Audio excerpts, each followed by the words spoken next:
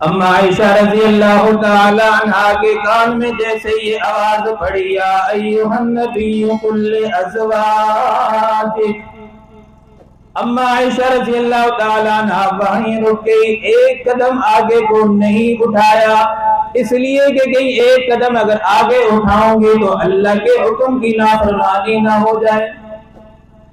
ارے مسلمانوں، آج ہم ساری نافرمانیاں کر کے، سارے گناہ کر کے بھی اللہ سے ڈرتے نہیں ہیں۔ اور اما عائشہ رضی اللہ تعالی عنہا کی یہ حالت تھی، جہاں حکم کانوں میں پڑا، آیت آ گئی، وہ قدم آگے نہیں اٹھایا، فرمایا جاؤ میرے گھر سے بڑی چادر لے کر آؤ۔ اور جا کے بڑی چادر جب لائی گئی، چادر لانے کے بعد جب چادر اوڑھی، پھر قدم اٹھا کر گھر کی طرف چل پڑی۔ اللہ ہمیں